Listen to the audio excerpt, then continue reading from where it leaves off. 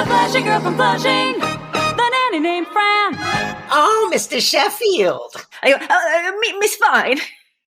Heyza Hoza. Welcome back to another episode of Oh, Mr. Sheffield, the podcast about the hit 90s sitcom The Nanny, starring Fran Drescher.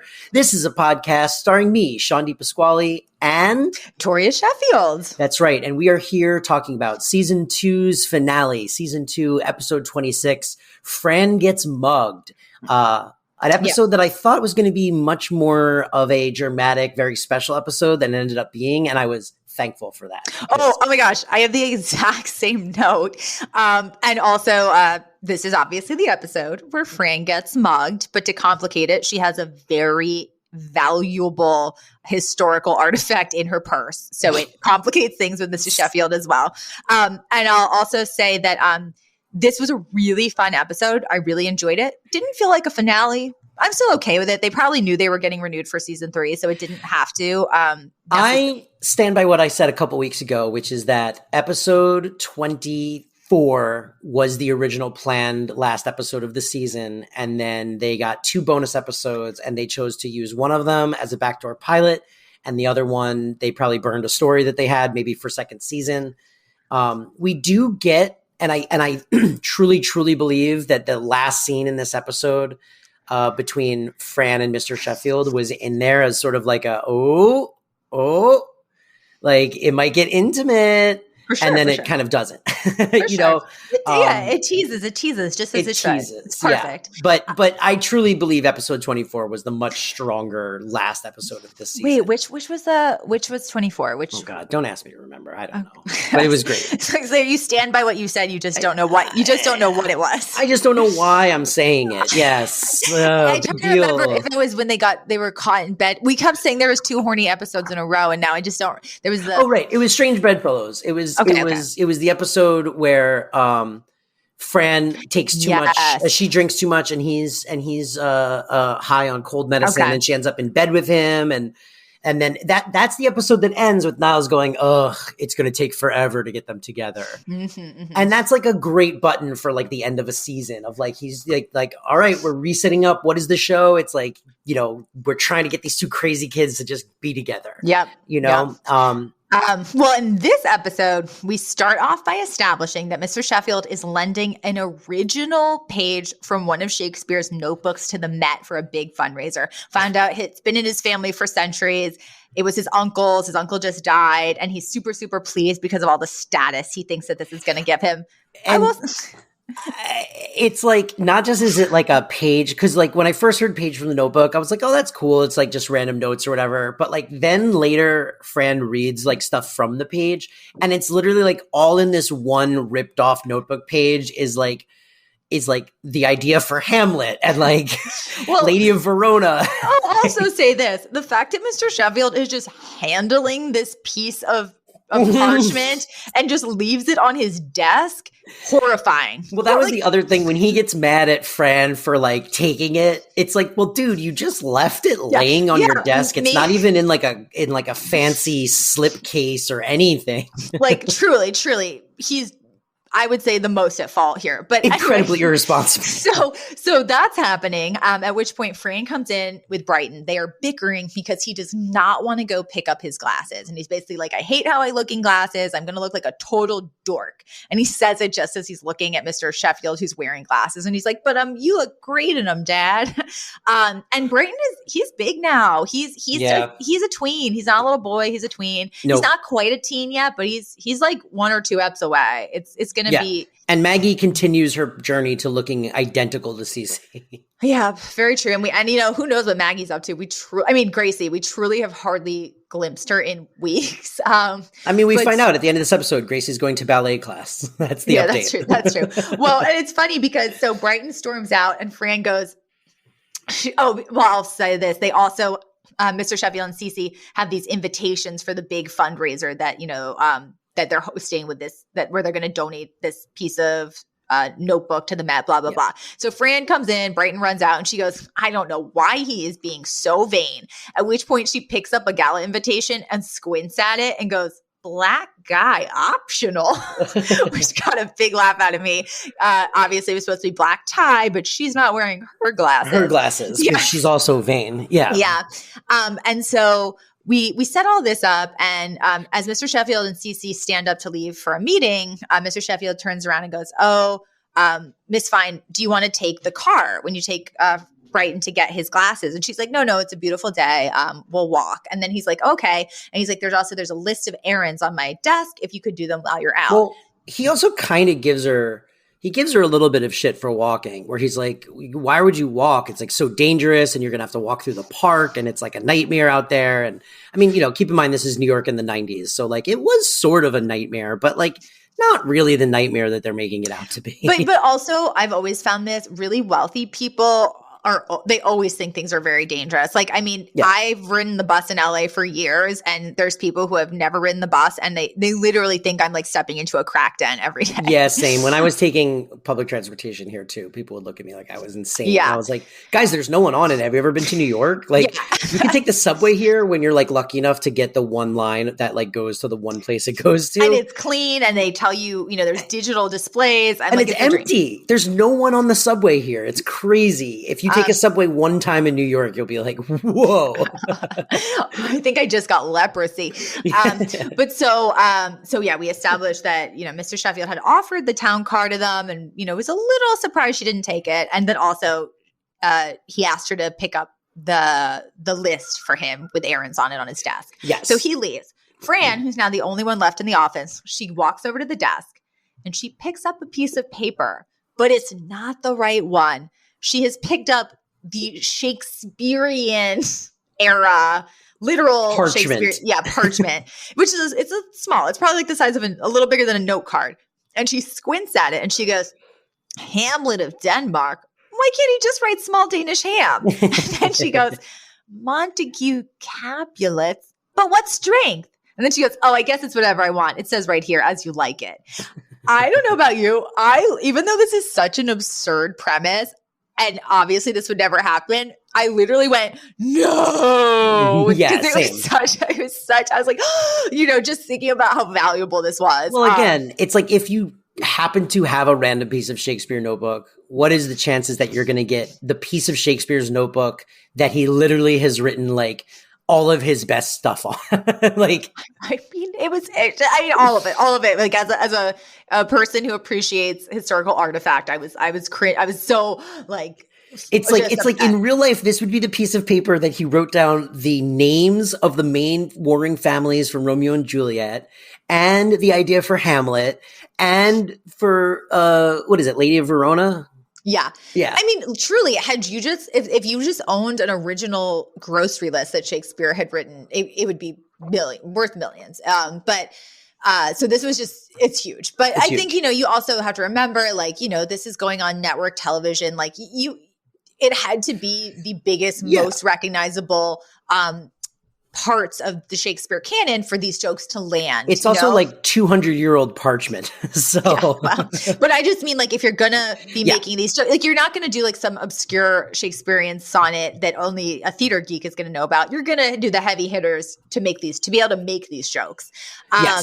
But so we then cut to so Fran and Brighton are in the park. He's wearing his new glasses, and he's looking around the park, and he's like, wow, I'm noticing all these fine details I've never noticed before. And then he pauses very abruptly and looks at her and goes, how old are you? Which got a real laugh out of me. A real laugh. It was delivered very well. I think he's great. He's the funniest of the three kids by far. His delivery has always been great, and it's still good. Yes. And and they're in this park. They're in this like little area of Central Park where there's lots of people out. It's not dark. It's broad daylight. But in broad daylight, a guy with pantyhose over his head snatches Fran's purse and runs off.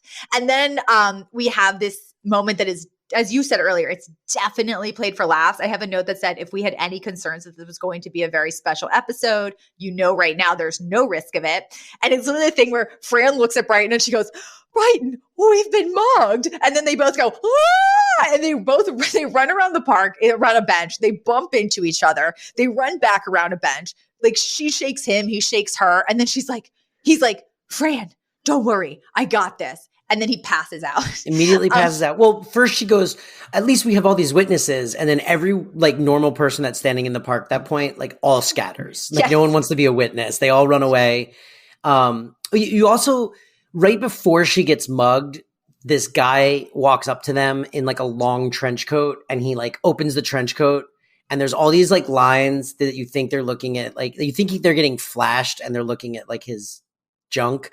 And then Fran's like at one point, Brighton goes like, oh man, I wish I had one of those. And Fran goes like, what are you talking about? You and your father both have one of these. And he's like, yeah, but it's not that big.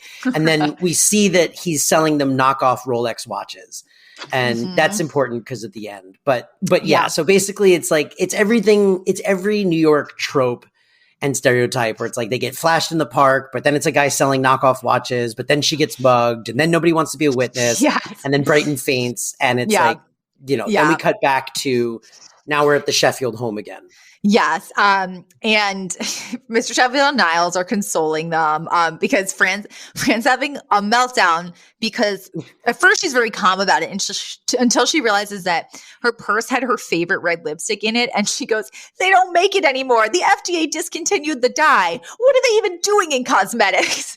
Like she's so upset. But you know, she's not, you know, they're taking it relatively okay. Brighton is clearly very embarrassed that he didn't, you know, react with more bravado. No. And then we get like a weird hat on a hat on a hat where we find out that not only did he pass out, which we saw, but he also puked and peed his pants. And Fran goes, no, because this actually gets established later because he comes later and it's like, I just wish I'd protected you. And she's like, oh, she was Brighton. All you did was pass out, puke, and pee. And she's like, you were in Central Park. You fit right in.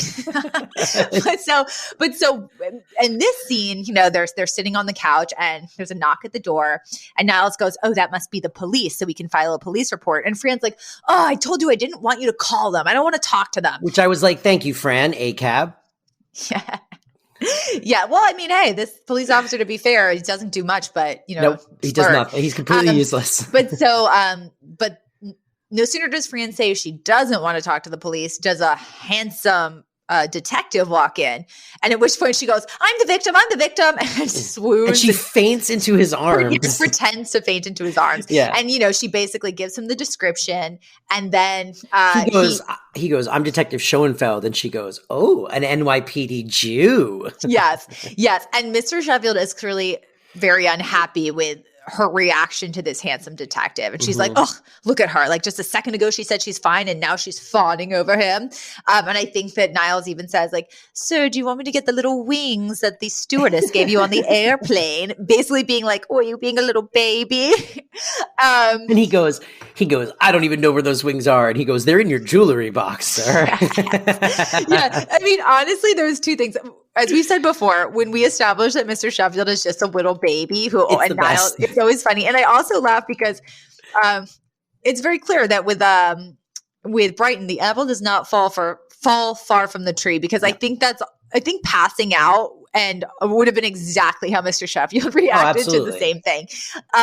But so the next day, Fran is sitting on the couch in her pajamas. She clearly has like not gotten ready for the day.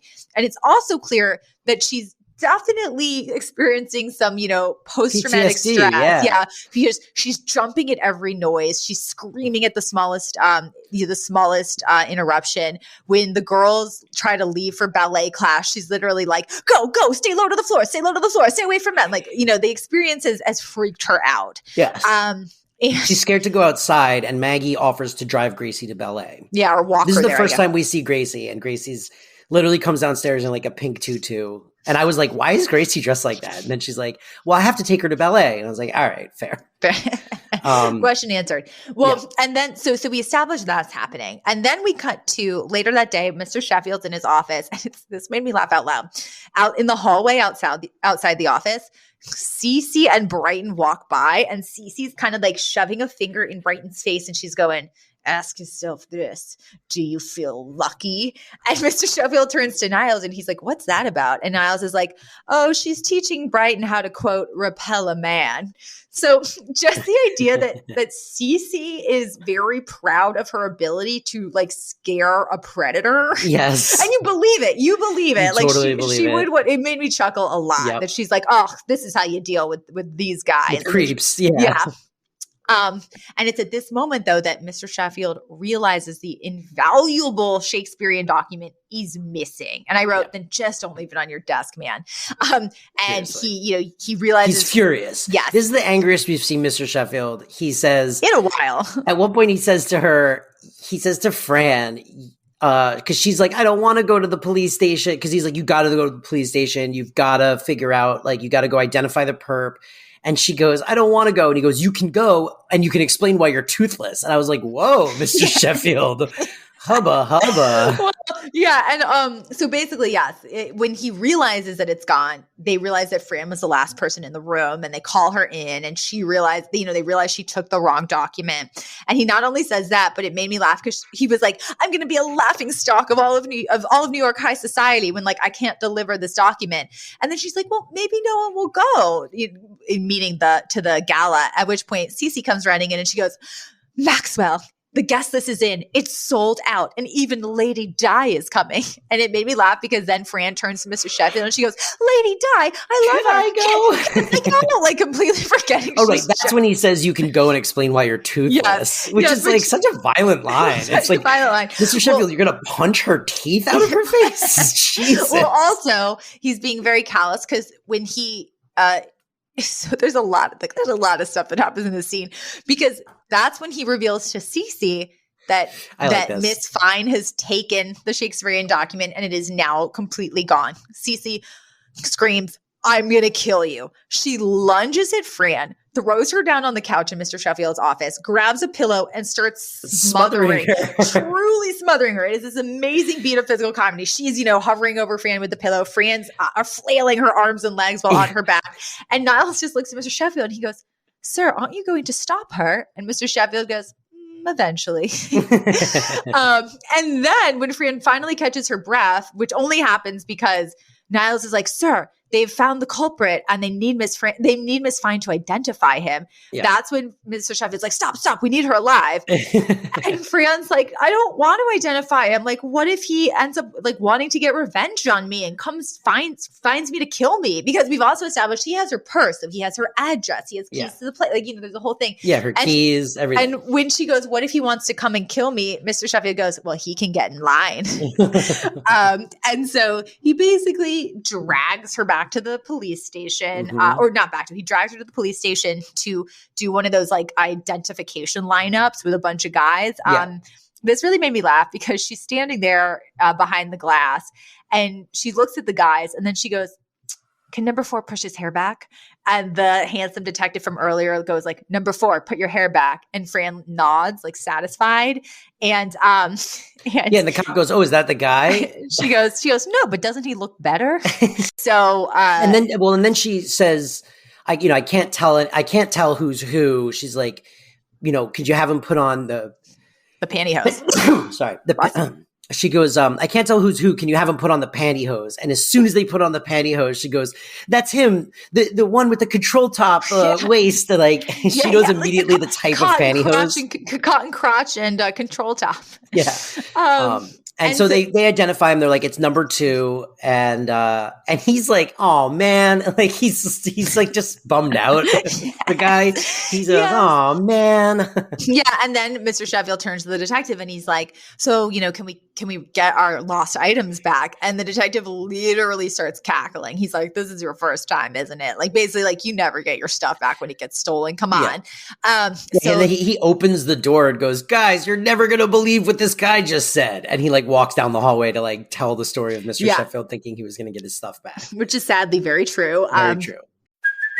Hey, it's Kaylee Cuoco for Priceline. Ready to go to your happy place for a happy price? Well, why didn't you say so? Just download the Priceline app right now and save up to 60% on hotels. So whether it's Cousin Kevin's Kazoo Concert in Kansas City, go Kevin, or Becky's Bachelorette Bash in Bermuda, you never have to miss a trip ever again. So download the Priceline app today. Your savings are waiting.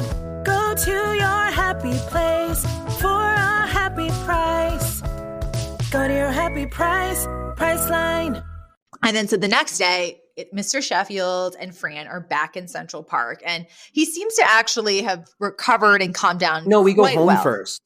We go home first? Yeah, we go home first, and Mr. Sheffield is depressed, and he's mad at Fran, and because the thing is missing. And then the cop shows up. And he's like, bad news. He's like, we got him, but he didn't get convicted of anything. Like, there just wasn't enough. Like, or whatever. No, they said all he has to do is community service, and he got released. Right. He's free again. And Fran is like very upset. And then the cop kind of like, this was weird because basically Mr. Sheffield, the whole episode has been telling Fran that she's like not strong enough to like go walk in the park by herself and all this stuff. And then the cop is kind of like, once they sort of turn on the cop and they're like, what do you mean he's gone? And like Fran starts freaking out and the cop says like something to Fran. And then Mr. Sheffield's like, hey, you know, like she's a strong woman. Yeah. And he's like, and I'm like, she's stronger than anyone. And she's like tough and like can hold herself. And like, we don't need you. And he kind of like kicks the cop out of the house. And then that's when he's like, we're going to take you back to the park and I'm going to show you that there's nothing to be afraid of. Well, what happens? I don't think that he was, trying to tell her she was, I don't think his like goal of the episode is you're a weak woman. I think he was more just like, I told you should have taken the car. You were being really naive to think it was safe to walk.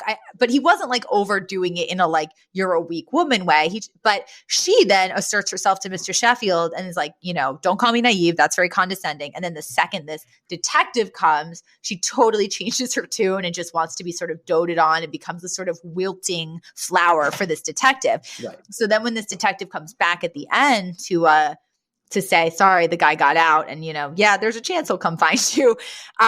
Fran kind of does the damsel in distress thing again, which she's just been doing around the detective. And the detective then goes, so like, you really need a man around the house. That's clear, which is a dig at Mr. Sheffield. And that's when Mr. Sheffield is like, firstly, like there is a man around the house. And that's when Niles goes, sir, I just laid out your pajamas. Would you like warm milk or hot cocoa? Mr. Sheffield's like, Niles, like you're fired. But, he goes, Niles, you're fired. But he's like, firstly, there is around the house. He's like, secondly, she's a strong, independent woman. And I don't like the way she, I don't like who she becomes around you, which I think is true. I think he doesn't like, this version of her. And it is true. She is a strong, independent woman. So he actually ends up really complimenting her and revealing some of the things he really loves about her. Like at one point he even says like, this is not the woman I know. And he's clearly about to say love, but then he goes, no, not the woman I know and know. So there's some good stuff in there. And he basically kicks the detective out of the house and the detective goes, well, fine. I guess I'll just, put some, give that limo parked in the red zone out there some parking tickets. And Mr. Sheffield goes, fine, like give it all the tickets you want. And then when he closes the door, he goes, I feel bad for whoever's limo that is. So It wasn't even his car. No. But so then that happens. It's kind of a nice moment. And Mr. Sheffield, I mean, honestly, I'm surprised he's over this Shakespeare thing so quickly because I would have been mad for months. But So the next day they're at the park and, he's now not really angry anymore. And he's just taking her back there to sort of confront her demons and, saying like, you got to get back on the horse, Miss Fine. Realize there's really nothing to be afraid of. No sooner does he say that, do they see the mugger now doing community service. And at first, Fran's really scared, but then the guy approaches him and he's like, wait. And, he's kind of actually very dweeby. He's in glasses. And he's like, I wanted to personally apologize. He's like, I'm not that guy. Like, I just have been really down on my luck. I lost my job. My car got, compounded or whatever. And he's like, I'm living with my mother. I've never stolen anything in my life. And I want to apologize. And he's like, and I want to let you know, like, I actually saved this thing. It looked pretty important. And it's the document. And he gives it back to Mr. Sheffield. Which, whatever. I know. I'm like, God. Somebody put this thing up. Okay. Somebody at least laminate this thing. But so yeah, that gets resolved. And then he's like, and if you two are into Shakespeare, like I want to treat you to a festival. And I'm also like, I thought he's broke. Where's he getting money for this festival? Yeah. But so they accept. And Fran even is she's very forgiving.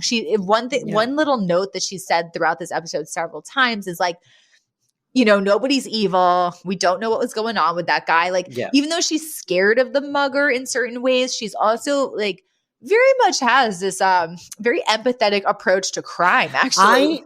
It was one of the more progressive moments that this show has had where you're like, oh, they actually handled this whole plot line really well, because ultimately at the end of the day, they sort of defined for the audience that like this type of crime is like a crime of poverty and not like an evil bad man who wants to like hurt women and steal their purses. It's like he was just like a sad poor guy and he like stole a purse thinking he could get some money and stuff. You know? And Fran is very much like, she even says to Mr. Sheffield, she's like, forgive and forget. And her go-to after this incident is almost like, we don't know what's going on in other people's lives. And then we get a callback to the flasher because so the robber guy is like, I have 2 random tickets to this Shakespeare fair thing. And like, I'll give them to you guys and you guys can go. And I'm really sorry. And then like everyone feels kind of better. And then the same guy that walked up to them before with like the long coat walks up to them. And Mr. Sheffield's like, oh no. And she's like, no, it's fine. He's just selling watches. I should get another one for like my mom. And then the guy opens his coat. And like this time though, it's not watches. He's naked. And they're like, ooh. Yes. And I actually thought that was going to be the last scene because it ended on that freeze frame that often indicates like the last moment of the episode. But then we actually have it's not even a button. It's just the last scene. Mr. Sheffield and Fran are returning to the mansion. It's after the show and it's evening. Dark. Yeah, they've clearly been drinking champagne in the limo, and Fran's dressed like in this really, sexy black dress. And they're kind of flirty. Like there's like they get inside the house, and there's this almost kiss moment where they like, oh yeah, they're like on the stairs, and like they're like looking into each other's eyes, and they're gonna kiss, and then there's like something's off in the house, I think, which is what stops them. They hear a muffled yell, right? It's like, and they turn on the light. The house has been completely cleaned out, and Niles is tied to a chair and gagged. Yeah. And Fran even goes, what are the odds? The one night we go to the theater. And then Mr. Sheffield's like, I think the odds are pretty good when the thief is the one who gave you those tickets. Yeah. And he sent them away. Yeah. He gave back the Shakespeare, but then he kept the keys and the address, and he sent them away, came back, probably with some friends, tied up Niles, and robbed them blind. Like clean. Like the house is... like they moved like couches and furniture and every painting on the wall, and like the house is empty.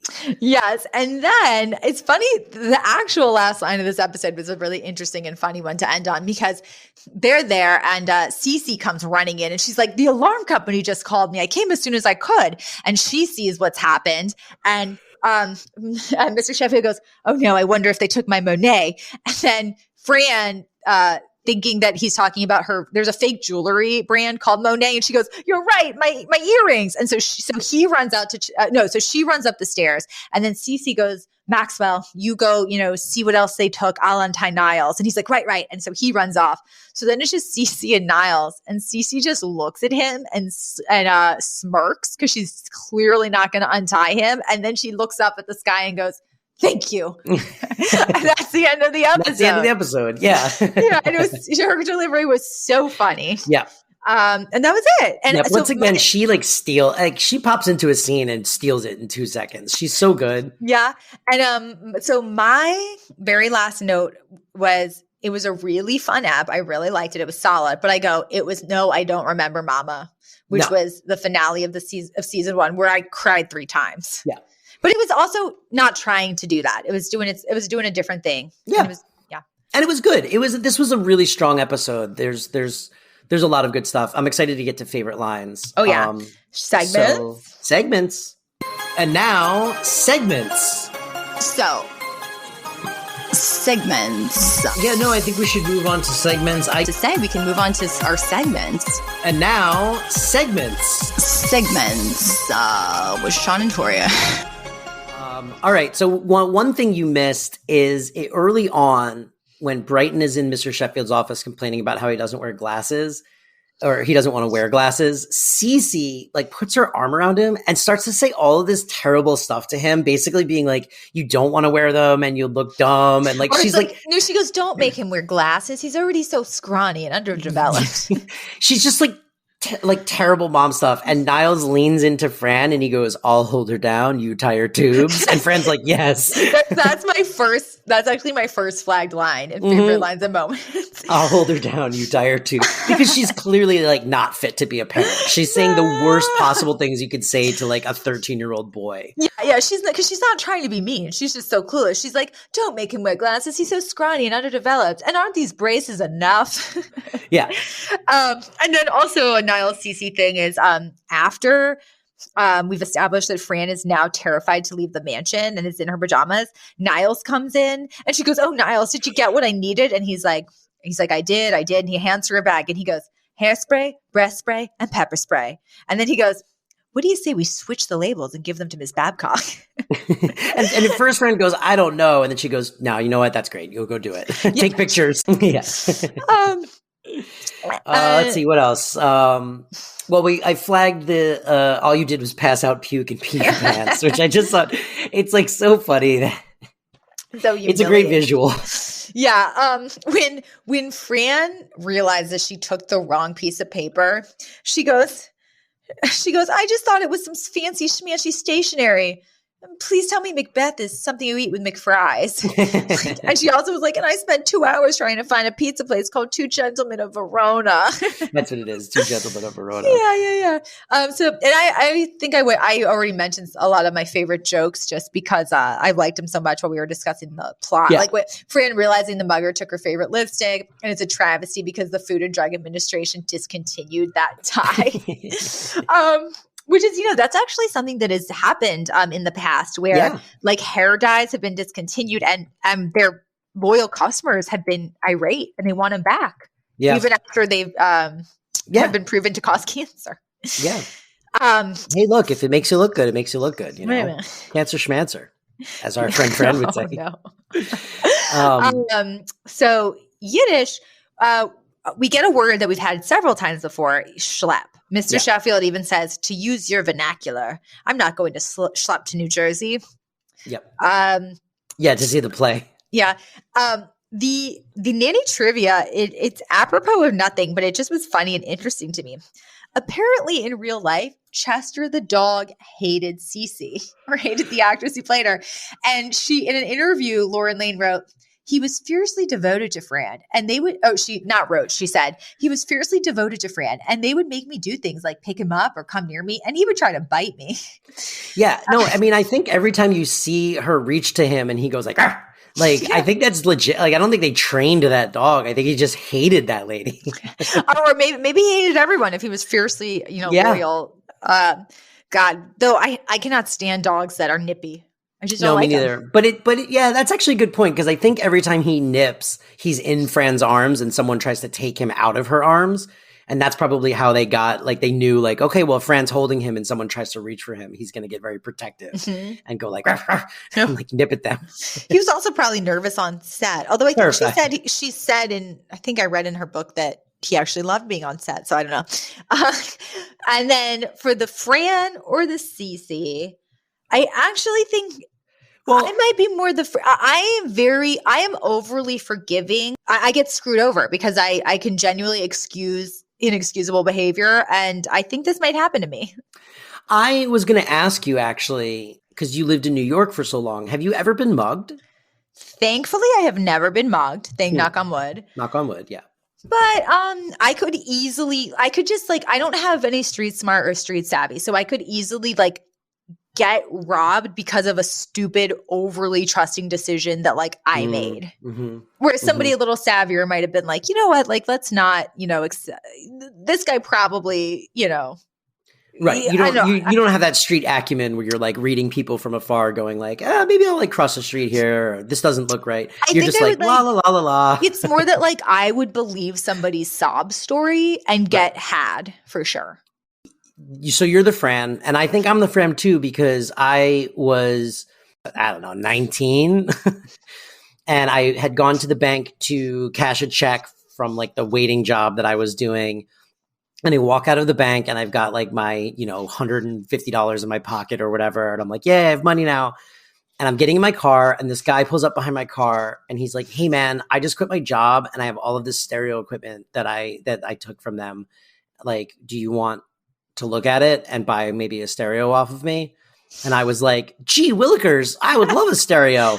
And I gave him $150. And I bought these 3 big boxes from him with like a receiver and these 2 big speakers. And I got home and I opened everything and they were all hollow. Oh my God. I fell for the old speaker scam, baby. P.S. to that story, and we're running out of time, but P.S. to that story is not too long ago, Elizabeth and I were in a parking lot. And this guy drove up to us and rolled his window down. And he was like, hey, like, you guys seem cool. Like, I have like a stereo system that I'm selling. And I went, no, we don't want it. God. Fool me once. Shame on you. So we're both, you see, I thought you were going to say that because you have been with Liz for so long and Liz is so savvy and has lawyer brain that you don't get hoodwinked anymore. Well, I mean, I don't get hoodwinked anymore, but I did get hoodwinked before. Okay. And and if I don't get hoodwinked anymore, it's definitely because Elizabeth is 10 times smarter than I am and would be like, no, honey, that's not, there's no speakers in there. Oh, yeah. And then would boop you on the nose and say, but you're so pretty. Yes, exactly. She'd be like, but you have a cute smile, cutie. My friend Carrie always says that to me when I do. She'll go, but you're so pretty. Which I love. But so I think that's the episode. That's the episode. That's not just the episode. That's the season. That's right. Season 2 in the can, baby. Wow. We will probably be back next week for an immediate season 3 episode, but we might also do like a little skip week, or maybe we'll do something fun. I don't know what we're going to do. Well, so to the stay listener, tuned. it's going to be seamless. Oh, all right. Right? Well, there you go. It's going to be seamless. So guys, we'll see you next week where we'll start season 3 of The Nanny. Very excited to get into season 3. I feel like I have the least recollection of episodes from like 3 on. So I'm excited to see where it goes and what happens. And as always, if you're enjoying what you're listening to, please like do a review, give us 5 stars on Apple Podcasts, on Spotify, rate and review us. That helps other people find the show. If you want to find us on social media, we're on Twitter and Instagram at Oh Mr. Chef Pod. That's Oh Mr. Chef Pod with 2 F's in chef. And yeah, drop us a line, say hello. We read every comment. We listen to all of your people have been leaving voicemails, which we listen to and love, and they make us feel validated and good. So thank you as always for listening. And we're very excited to dive into season 3. And on that note, I will say goodbye, Toria. Goodbye, Shawn. Goodbye, everybody. Bye. Goodbye. The Flushing girl from Flushing, the nanny named Fran. Oh, Mr. Sheffield. I go, Miss Fine.